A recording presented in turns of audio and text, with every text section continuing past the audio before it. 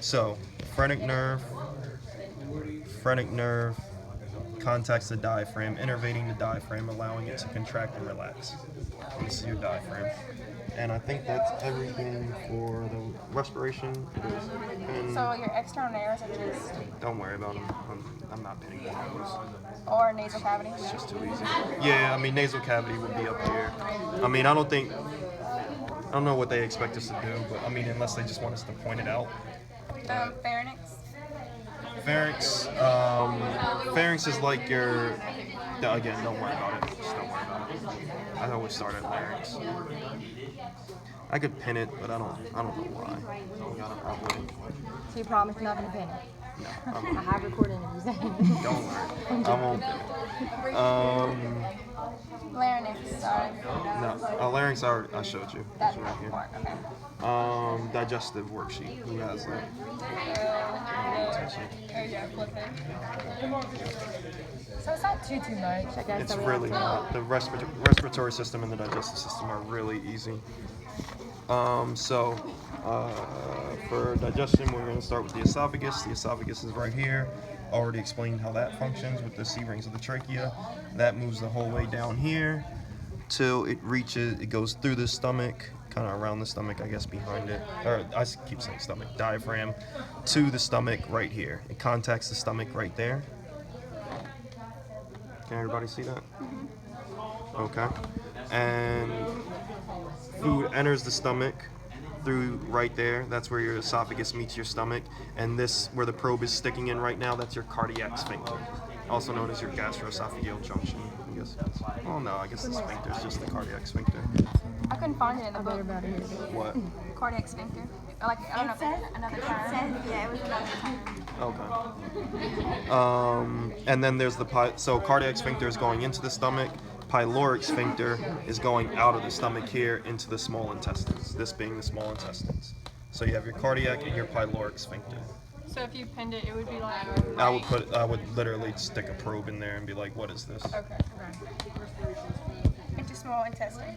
Yep. That's pyloric. Inside your stomach, you have rugae, which are ridges in the stomach. And the chyme is literally this stuff. It's partially digested food that you find in the stomach. Greater omentum. Your greater omentum is right here. So your stomach kind of looks like a kidney bean, and the lesser curvature has a lesser omentum, this white stuff right here. The greater curvature goes around the outside, and attached is your greater omentum.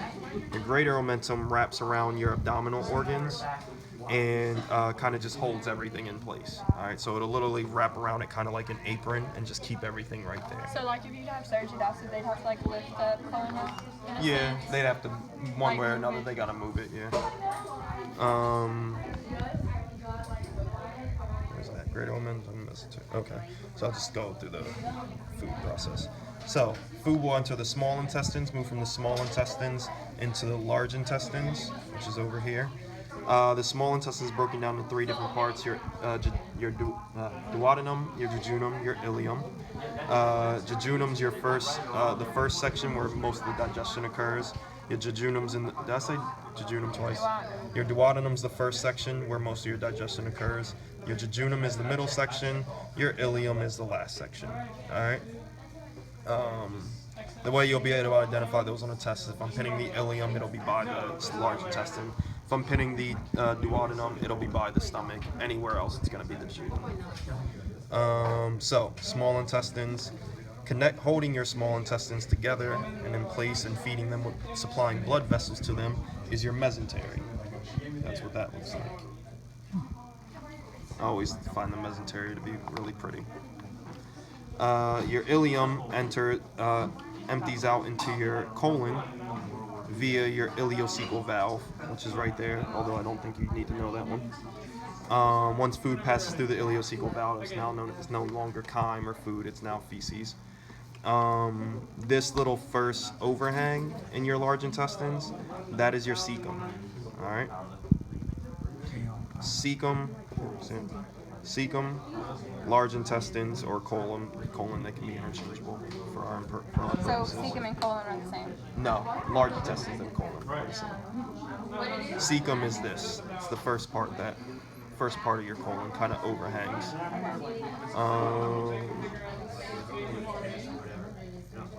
I think, yep, okay. You have visceral and parietal peritoneum, which is the same thing as your visceral and parietal pleura. It's just in the abdominal cavity, so it's called peritoneum instead of pleura. Okay? And then the last things I need to show you guys are the organs. So you're not gonna pin the. Peritoneum? Yeah. Oh, I definitely could. I could, if I wanted to pin parietal pleura, just stick a pin. Where'd my pin go? Just, what is that? And same thing down here. And What that is would be the peritoneum though down there. Peritoneum in the abdominal cavity, pleura in the thoracic. Okay. So this right here is your, so if this is how your stomach looks, we're gonna kind of flip over the omentum to look behind the stomach. This brown thing right here kind of looks like beef jerky. That's your spleen. It's the largest lymphatic organ in your body. Excuse me. Has a bunch of functions. Like one of them is a blood reserve. If you were to lose a large amount of blood, your spleen can supply your body with more for a certain amount of time. I feel like I'm not gonna hear this. Hmm? I feel like I'm not gonna hear this. Okay. You'll be alright. I think I'm talking louder than everybody else.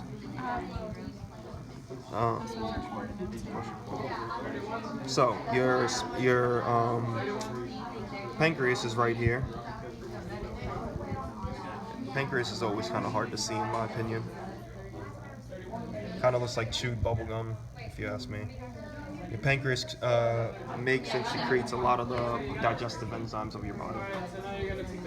Damn near all of them. And that's your pancreas, spleen, gallbladder, and liver. Gallbladder and liver are the last two. This is your liver right here. Your liver has lobes. Here's a lobe of your liver. Here's a lobe of your liver. Lobe of liver, lobe, lobe, lobe.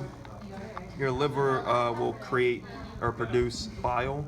And then the bile will be secreted from the liver and stored in your gallbladder, which kind of looks like a deflated balloon right there. That's your gallbladder.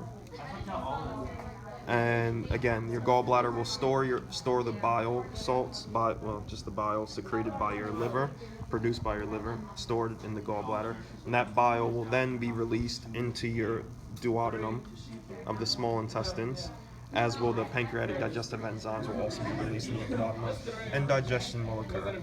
The main thing I want you to know about bile is that it emulsifies fats and fatty acids. Emulsification does not mean digestion of those fats and fatty acids. That's done by lipases. Emulsification means if you have a big block of ice and you have the identical block of ice, and they're both sitting in the center, but you smash one block of ice, so now it's in little pieces. It's the same mass of ice, it's the same amount of ice, but they're just in two different forms. Which one will melt faster? The one in smaller pieces, because there's more surface area exposed to the sun, therefore more sun is hitting it, therefore it will melt faster. That's what bile does to our body, to fats and fatty acids. It emulsifies those fats and it breaks them down into smaller pieces so that the pancreatic lipases can digest them faster. It's a way in which we speed up digestion in our body. Okay? That's all I have for you for the digestive system and the respiratory system. So that's Isn't everything. the gallbladder what looks kind of green? Yeah, it's this Like right on the here. pictures and stuff? Yeah. It's been known to look, but then again, I feel like the liver looks green, so Yeah. kind of hard to, different color of green, I guess. But that's it. That's it. Yep, that's it.